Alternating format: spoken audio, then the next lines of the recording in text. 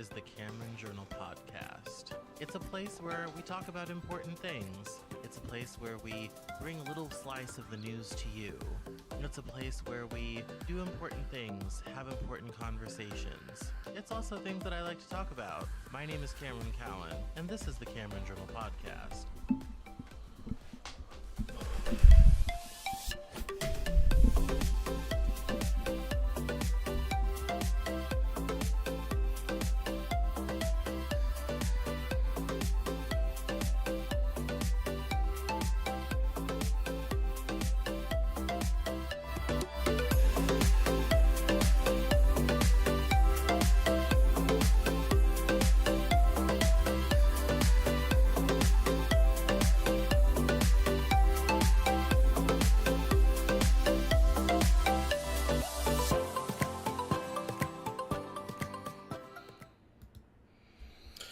Hello, everyone. My name is Cameron Cowan. Welcome to the Cameron Journal podcast.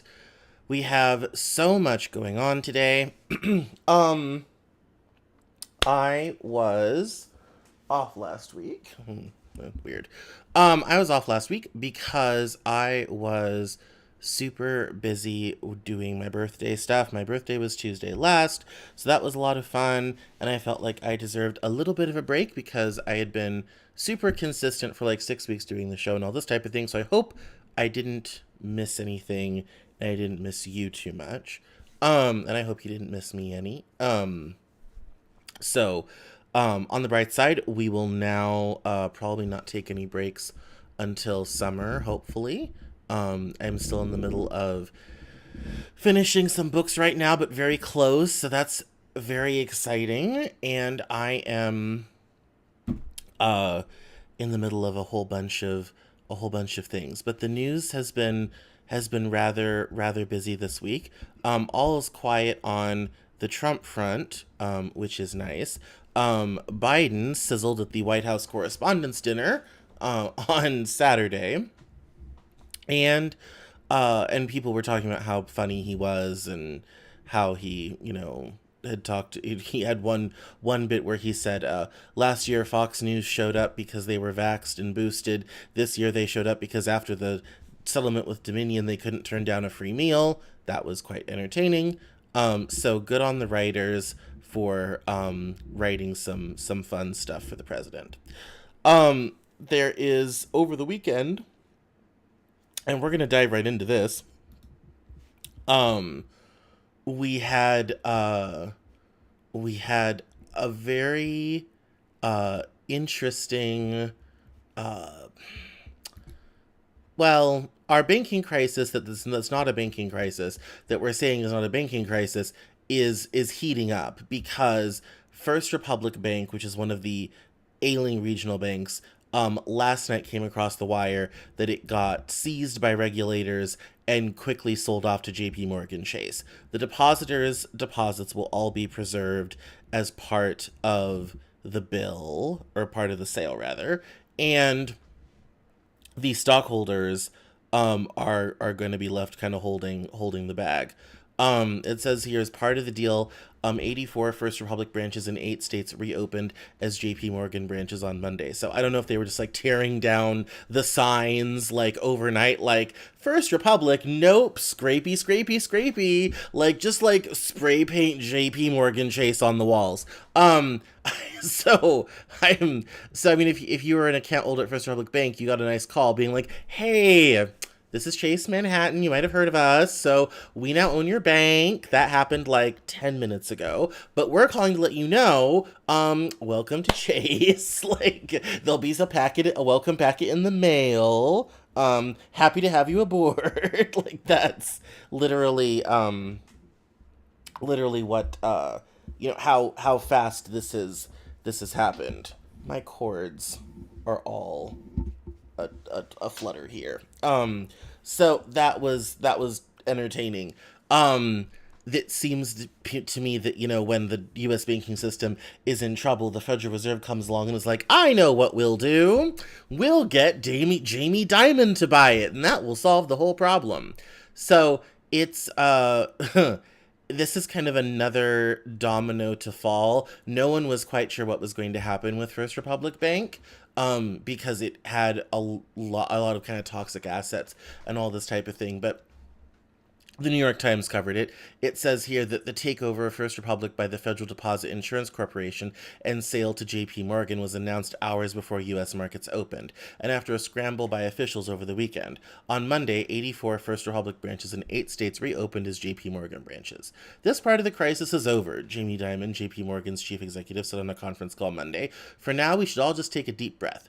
Investors welcomed JP Morgan's takeover, sending the bank's stock 3.5% higher on Monday. The stocks of PNC Financial Services and Citizens Financial Group, 2 regional banks that lost out on a bid for First Republic, each traded down more than 5%.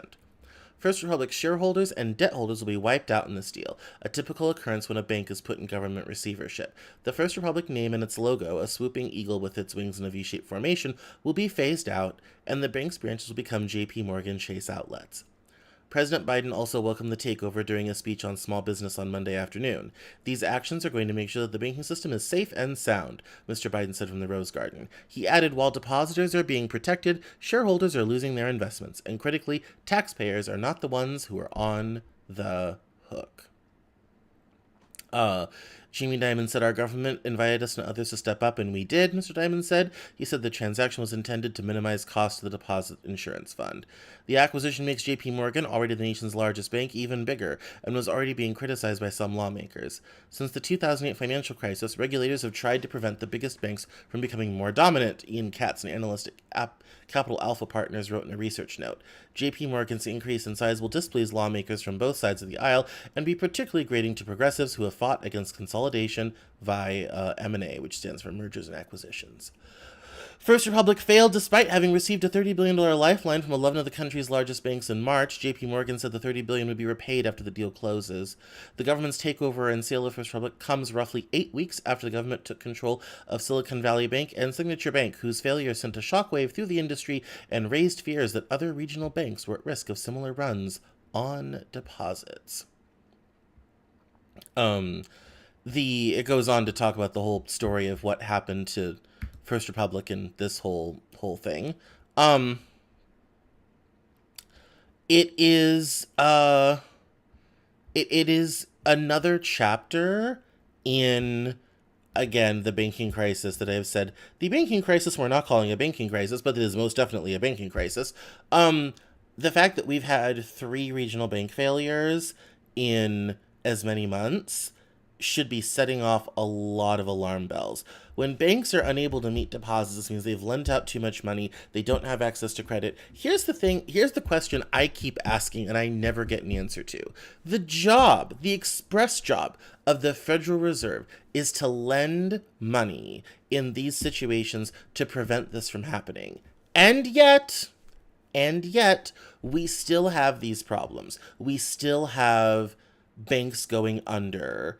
And despite this $30 billion lifeline, nothing, this didn't help. I read an article last week, I didn't save it, I should have, and it was in the New York Times, and the Fed admitted that they had under-regulated Silicon Valley Bank. Well, yes! Finally, someone said it.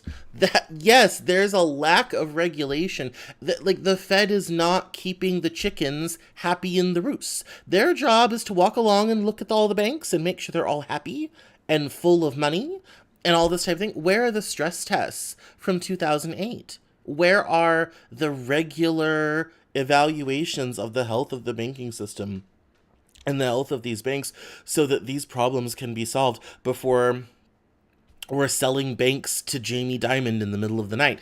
This is too many shades of 2008 for my recession PTSD riddled brain. And the fact that we're only just now admitting, oh yeah, we have a systemic banking issue at the regional level is a huge problem. And I feel like there needs to be some honesty, some transparency, and some, real kind of come to Jesus sort of thing, regarding how this banking crisis has developed, why it has developed, and most importantly, why the Federal Reserve didn't stop it before it started. That's, but fortunately for now, this chapter of the crisis is at least over. Um, Moving to another sort of story, we have uh, this new um, what am I looking for here? No, it's right here. Yes. Um, we have the idea that we probably need to increase business deposit insurance after bank failures because the FDIC has been insuring deposits beyond the $250,000 that everybody is entitled to when your bank is insured by the FDIC, and all banks must be insured by the FDIC. That is probably going to be an a necessary conversation to have moving forward. So I'm that I think is interesting. Um, there is another kind of interesting kind of on the inflation front that kind of affects banking. There's a great story in Market Insider today from this Indian fellow whose name I'm not going to attempt to pronounce. I was about to, and I've looked at it again, and I'm not going to murder that for him.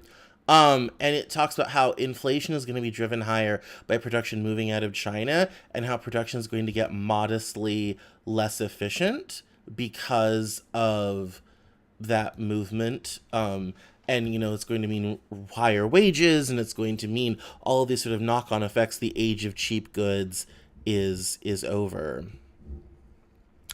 That is, I think, quite right.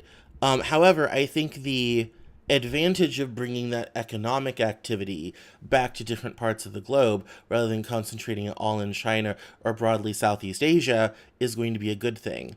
There is some stuff coming back to Mexico, Canada, the United States. A lot is moving kind of elsewhere in the region. Malaysia, Indonesia, Vietnam, Laos, Cambodia are all going to benefit from the movement out of China. But I think the good thing is that economic activity will be returning to this country and elsewhere, which means we're going to be producing more things, selling more things both to ourselves and abroad. That generates a lot of economic activity. So while it may not necessarily be as efficient for the bottom line of corporations, and they may not be able to squeeze as many costs out of the system as humanly possible, and have to, take on some additional frictions and all this type of thing, I think for society and for everyone else, the net idea will broadly be good. And I think complaining that somehow, things are just going to be a little too inefficient it's a fair criticism. It is a fair criticism, but I think the knock-on effects of the additional activity will mitigate the other aspects of it.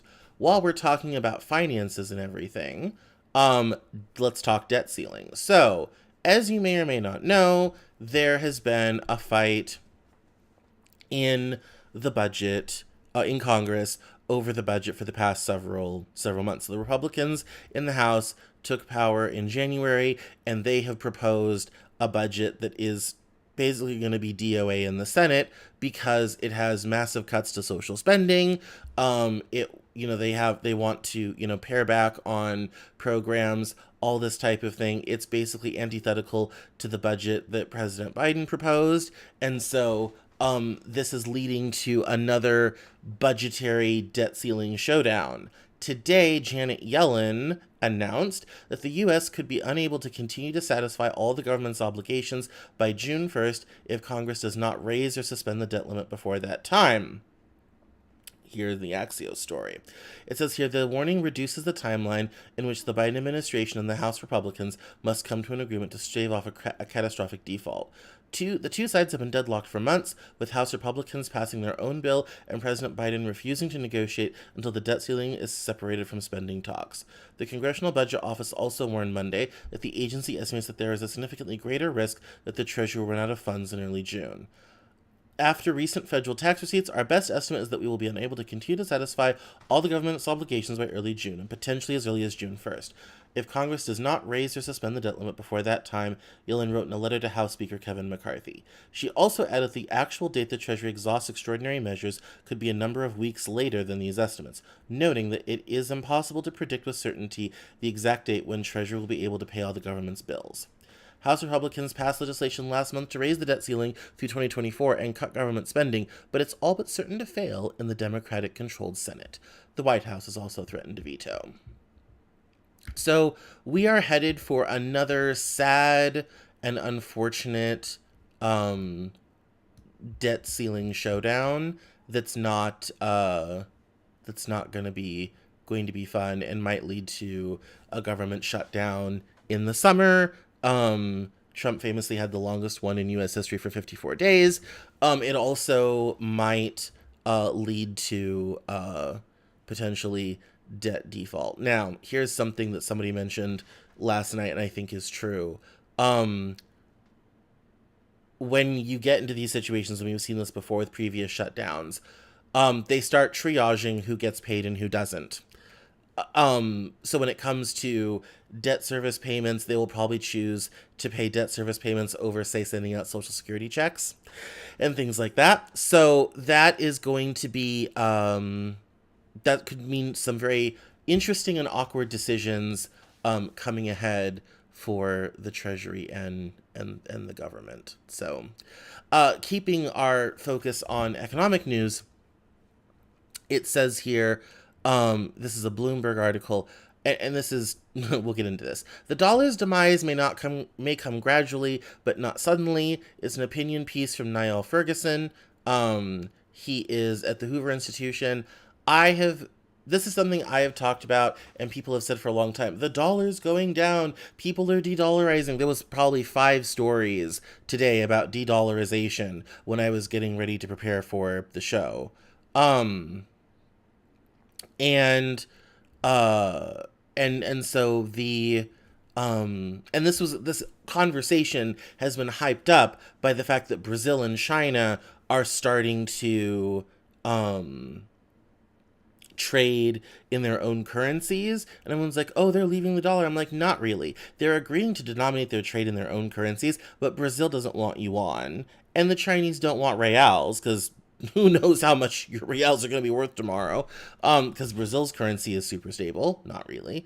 And so they're going to end up trading in those things and then converting them back into dollars. The Chinese like to take their dollars and then buy treasuries with them. And the Brazil can always use dollar reserves. So in the opinion piece, it says, every night, the president mused, I ask myself why every country needs to trade in the dollar. Who decided it was the dollar after the disappearance of the gold standard? Today, countries have to chase after dollars to export when they could be exporting in their own currencies. The president in question was Luiz Ignacio Lula da Silva of Brazil, and the venue was the New Development Bank in Shanghai on April 13th. There was a great deal of interest in this latest news about Lula when I visited Sao Paulo last week. To me, however, the striking thing is how unnew it was. Lula's words immediately brought to mind the musings of another president more than a half-century ago. The convention whereby the dollar is given a transcendent value as international currency no longer rests on its initial base, the fact that many states accept dollars in order to make up for the deficits of the American balance of payments, has enabled the United States to be indebted to foreign countries free of charge. Indeed, what they owe those countries, they pay in dollars that they themselves can issue as they wish. This unilateral facility, attributed to America, has helped spread the idea that the dollar is an impartial international means of exchange, whereas it is a means of credit appropriated to one state. The speaker was then President Charles de Gaulle of France, and the date was February 4th, 1965. It was de Gaulle's broadside against the dollar that prompted his finance minister, Valéry Giscard d'Estaing, to coin the memorable phrase exorbitant privilege, which encapsulated the French complaint. Being fed up with the dominance of the almighty dollar is, in other words, old hat. Indeed, it's such a recurrent theme of financial journalism that one can identify the cycles in the use of the phrase exorbitant privilege. Recent peaks, according to Google, were in 2007, 2011, and 2014. Google Ngram for de-dollarization follows a similar path. And he goes on to talk about why the dollar remains so dominant, and why why it remains the world's reserve currency. And I tend to agree that are people probably going to eventually start to kind of sort of leave the dollar? Yes. But it's not going to be like everyone dumps it tomorrow and then, that's it. Um it's probably going to come in fits and starts, and then as time goes on, we're it's going to start to become obvious that the dollar is on its way out. This bit about history at the end of the article is quite interesting. It says another reason the dollar slowly displaced British pound sterling was that the American financials technology raced ahead of the British. Something similar is also happening today. China has pioneered online payments platforms on a far larger scale than anything we have in the West. As my Stanford College colleague Daryl Duffy points out, China's much vaunted central bank digital currency is not the thing to watch. It's still Alipay, which handles 3 orders of magnitude more transactions than the digital currency and already has a large international presence, including 2.2 million users in the US. Meanwhile, the US government is running significantly higher deficits than in 2004, and unlike 2 decades ago, the Federal Reserve has been monetizing a large part of the deficits. Back then, the Fed balance sheet was 6% of GDP. Now, after successive rounds of quantitative easing and other interventions, it's up to 35%. The 2021 through 23 surge of US inflation cannot be explained without reference to major errors of fiscal and monetary policy.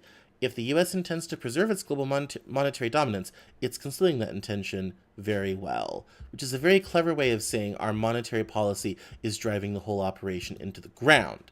Now, let's talk. So,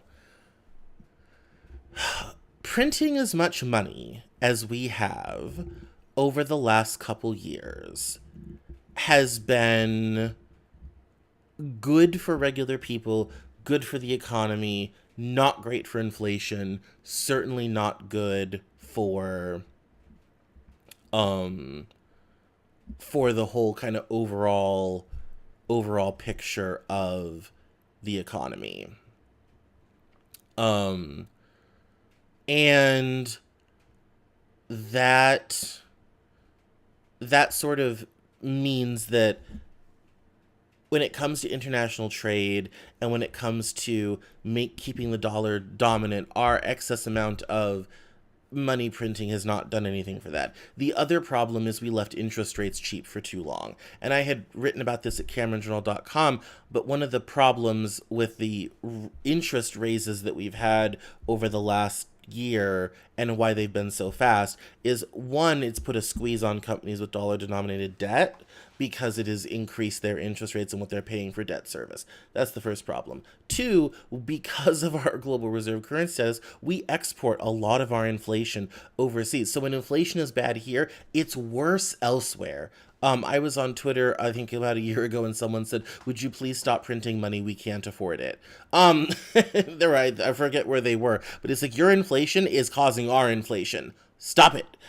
So I think this is a situation where when you are a world currency and you have to balance between doing things that are good for the world and doing things that are good for your own country.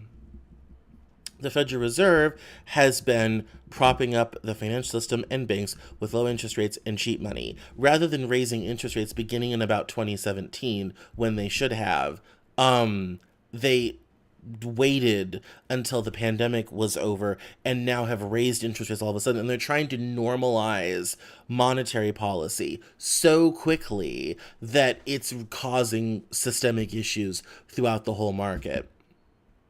And that obviously that's not good, and that it's causing all these sort of systemic issues. And that is something where I think that sort of intractability on doing what's good for the American economy and kind of to hell with everybody else, I think is going to get people to start thinking about dollar alternatives.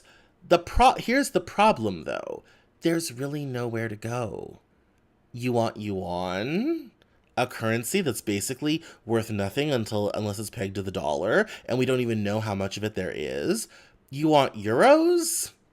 Have we already forgotten the Greek debt crisis? Like, you don't want euros, and who knows the euro may not exist in 10 years. Let's be honest here. Nobody wants euros. Nobody wants yuan.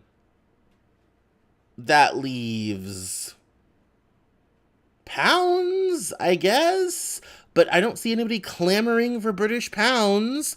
So you may want to ditch the dollar, but where you gonna go, and what you gonna do, and are you going to be able? Are other countries going to be able to keep their currency stable enough that their trading partners will always accept it? See, that's the advantage of denominating your trade in dollars. If you denominate trade in dollars, you're guaranteed the counterparty is going to accept your currency.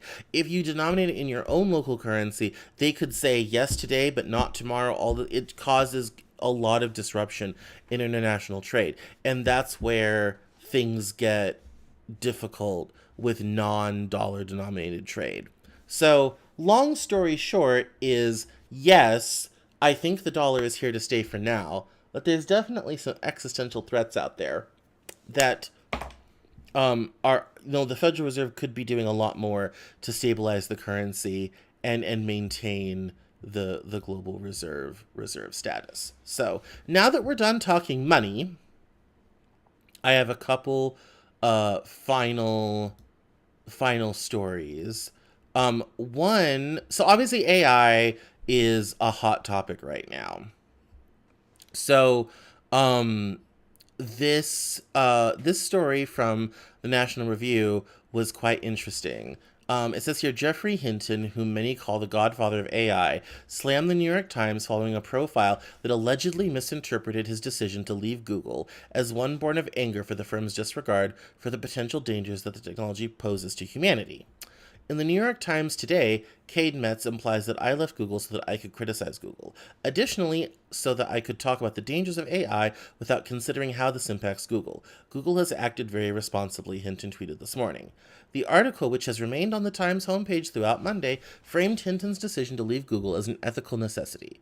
On Monday, Metz writes, Hinton officially joined a growing chorus of critics who say those companies are racing towards danger with their aggressive campaign to create products based on generative artificial intelligence, the technology that powers popular chatbots like ChatGPT. Dr. Hinton said he's quit his job at Google, where he has worked for more than a decade and become one of the most respected voices in the field, so he can freely speak about the risks of AI. A part of him, he said, he now regrets his life's work. Google released a statement reaffirming the company's commitment to an ethical approach to AI. We remain committed to a responsible approach to AI. We're continually learning to understand emerging risks while also innovating boldly, Google's chief scientist Jeff Dean told The Times. The firm acquired the company DNN Research that Hinton and two graduate students from the University of Toronto created for $44 million in 2012. The article comes just weeks after Elon Musk accused the tech giant of similarly ignoring the threat of AI. Quote, Google and DeepMind together had about 3/4 of all the AI talent in the world. They obviously had a tremendous amount of money and more computers than anyone else. So I'm like, we're in a unipolar world where there's just one company that has a close to monopoly on AI talent and computers, Musk told Tucker Carlson on Fox News. And the person in charge doesn't seem to care about safety. This is not good. Google singled out co-founder Larry Page for being responsible for the company's policy on AI. He's made many public statements over the years that the whole goal of Google is what's called AGI, Artificial General Intelligence, or Artificial Superintelligence, Musk said. And it's the fight is on.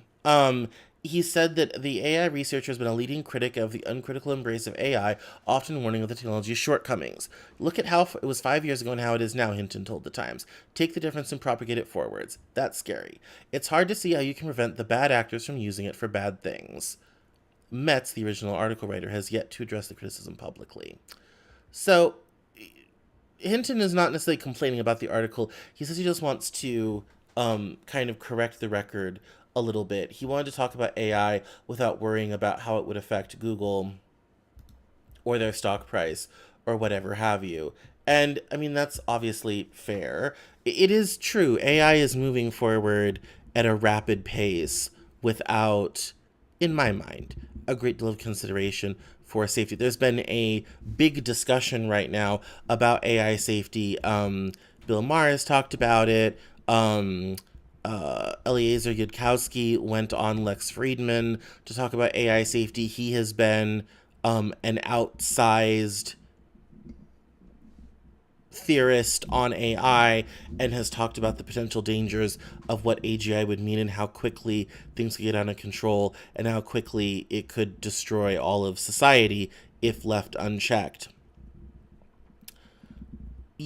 One of the things that I think is striking is you hear a lot of talk about, oh, AI ethics and all this type of thing, but nobody ever talks about exactly what they are doing, or most importantly, what they're not doing in terms of AI in order to stop and or slow down the research and things that they're pursuing. No one really talks about that. No one talks about what AI ethics really means, and what things they're not going to research, or how they're stop gapping it from getting out or causing problems or all this type of thing. And I think that's really concerning. When it comes to AI, we have an opportunity to step back and make a real life decision. Is this what we want? Is this how we want to pursue this?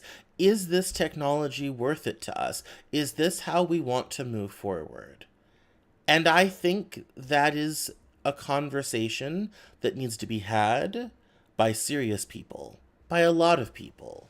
And that is something where I don't feel like we are necessarily having the proper conversations about this. We're not talking about it in terms of, do we think we should do this? Is this worth pursuing? Or do we need to go in a different direction? Do we need to do something else or something different? Do we, is this worth it? Instead, we're just plowing ahead with a complete disregard for everything and not really having, in my mind, what is the meaningful conversation about AI. And I think that's unfortunate because there's real opportunity here to talk about AI in a nuanced way, and a way that involves ethics and risks and what is coming down the pike. And instead we seem to be rushing headlong into the future without the conversations that I think are really worth having. We one kind of, before I get to my next story, I was looking through some of the kind of the stuff that I didn't necessarily want to get into, but there was an update in Trump's rape trial with E. Jean Carroll. She was on the stand last week talking about what had happened and how he had molested her. And it appears that the judge is not taking any guff from his lawyers. It says here in Vanity Fair, Trump's rape trial does not appear to be going as well as his lawyer had hoped. The ex-president's request for a mistrial on the claim the judge openly expressed his favoritism towards E. Jean Carroll was swiftly denied, and things weren't going much better before that either. Donald Trump is currently on trial in Manhattan for battery and defamation stemming from writer E. Jean Carroll's claim that he raped her in a department store in the mid-1990s. How's that working out for the ex-president? Not great, it would seem. On Monday, Trump's lawyer, Joe Tacopina, requested a mistrial be declared, claiming that Judge Lewis Kaplan had made unfair and prejudicial rulings that revealed a deeper leaning towards one party over another, including comments where the judge openly expresses favoritism. Among other things, Tacopina claimed Kaplan must be biased because he shut down questions about why Carroll didn't scream when Trump was attacking her and allowed an objection over skepticism expressed about her claim that Bergdorf Goodman was relatively empty at the time. Tacopina, who himself has had some interesting things to say about Trump in the past, also appeared to suggest that Kaplan is clearly on Carroll's side because the judge understood one of her literary references without having it explained. Just hours later, the request for mistrial was denied. So that, it's not a criminal trial, it's a civil trial. She's suing for money. I imagine that will conclude at some point down the road. Her testimony last week kind of did rock people because she described it in great detail, and Tacopina did try to get her to ask, why didn't you scream? And she said it wouldn't have mattered. He wasn't going to stop. So that's It's a quite haunting thing. We still have, obviously, with Trump, we have the ongoing case with the 34 felony counts of business record mismanagement, moving forward, and rumor has that this summer we're going to have charges in Georgia about the election tampering when Trump was trying to get them to find, quote unquote, find votes. 11,780 votes, with the Georgia Secretary of State, which was terrible at the time and still is terrible to think that any presidential candidate would ever do that. Um, and then we also have, in Trump legal drama, I'm trying to think right now. Georgia, E. Jean Carroll, Manhattan. Oh, there's another. I forget. The Trump Organization, criminal investigation in the state of New York over taxes and assets, which also dives into the Stormy Daniels payoff. So that's fun. Plenty Trump legal drama going on, of course. We're also the other kind of story last week that I would have covered, but I didn't because I wasn't here, is the Clarence Thomas situation. We talked about it a little bit, but we've now learned more with Harlan Crow. So Harlan Crow is this billionaire friend of Clarence Thomas, and it turns out that not only was their property being bought and sold by Harlan Crow to fill Thomas's money with pockets, but it's also vacations, and it is also other property sales that should have been disclosed and were not. There was also donations to Clarence Thomas's wife's foundation. Keep in mind, this is also the woman that helped the insurrection on January 6th. So that's already its own thing. And there's now, and Brett Kavanaugh, it found out that the Senate investigation into Brett Kavanaugh was not as complete as it could have been, and there may be more problems with Brett Kavanaugh. I was on the phone with someone this morning, and I said, we basically have a crisis of credibility at the Supreme Court between some of the rulings they've made and some of the personal issues of justices sitting on the court.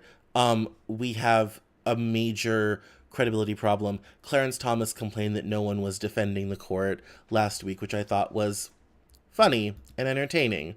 But when it comes to funny and entertaining, my final story I want to talk about is getting into the whole Hunter Biden situation. So Joe Biden's remaining living son, Hunter Biden, is in court regarding child support and alimony for a kid he accidentally had with a stripper in Arkansas. It says here, Hunter Biden's attorney said at a Monday court hearing that the first son has already paid $750,000 in child support to the mother of his loved child, the New York Post reports. Biden appeared at a paternity hearing in Batesville, Arkansas, regarding the child support case for his 4-year-old daughter, Navy Joan Roberts. The child's mother is London Alexis Roberts, a former stripper with whom Biden had a brief affair. A judge ruled on April 25th that Biden must attend all paternity hearings in person to speed up the litigation process.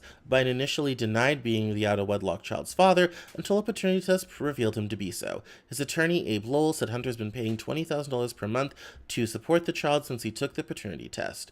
At the hearing, the judge ordered Biden to answer questions about his current finances, including art sales, investments, and other business transactions, according to the outlet. Biden will have to answer questions under oath at a deposition in mid-June. His lawyers claim that Biden's only form of income is a percentage of his art sales, without naming specifics, the Washington Free Beacon reported. They objected to London Roberts' legal team's attempt to frame Biden as wealthy and privileged, arguing that he's only flown on Air Force One once and, quote, stayed on a cot in my dad's room when he traveled with President Joe Biden to Dublin, Ireland, according to the Free Beacon. Roberts' team argued in a Thursday motion that Biden's expensive legal team demonstrates he can afford the child support payments. If Mr. Biden can afford a Washington, D.C., Hollywood, Chicago big law, and the best domestic relations attorney on the tech side of the Texarkana border, he surely must have income for child support purposes, Roberts' attorney Clint Lancaster wrote in the filing, the Free Beacon reported. Biden and Roberts settled their paternity lawsuit in March of 2020 until Biden reopened the case in September in an attempt to reduce his child support payments, according to the Northwest Arkansas Democrat Gazette. The child was born in August 2018, and Roberts filed a paternity suit in 2019 when Biden denied being the father. A trial to see whether Biden will be able to reduce his child support payments is set for July. He has allegedly not met his daughter, and the Biden family has not acknowledged her existence. So the salacious stuff around Hunter Biden gets ever more salacious, and we're still dealing with Hunter Biden laptop stuff. I've gotten several requests from readers to talk about the Hunter Biden laptop story as originally broke by the New York Post. I wasn't necessarily taking it seriously, but I have found some interesting things from Lev Parnas, among others, talking about how this all might have come to be and how this all might have happened, which I think is very interesting. So I will be doing a deep dive on that, so look for that on CameronJournal.com in the future, and make sure to be following on social media for when that comes across the wire. I found some tweets I saved last night on that very subject, so I'm excited to be writing about that. So, all right, guys, short show today. My throat is tired. My mouth is dry. It was an exciting week for news last week, and there's certainly exciting things going on this week as well. We probably won't get any Trump legal stuff this week. We probably won't get any banking stuff this week.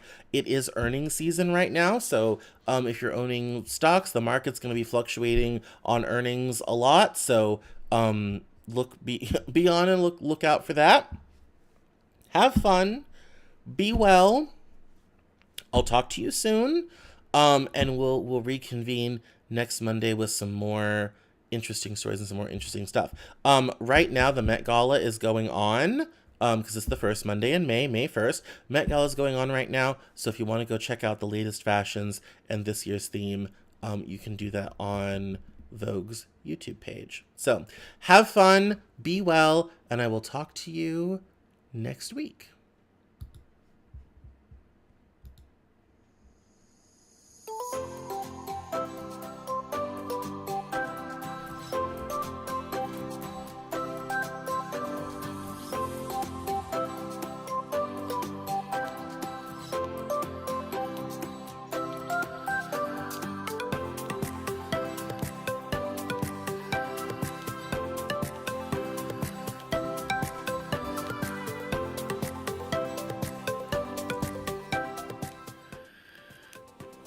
That's all for this episode of the Cameron Journal podcast.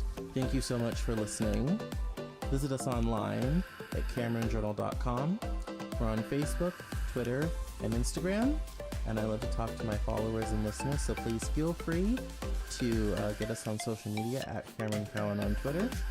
And we'll see you next time on the Cameron Journal podcast.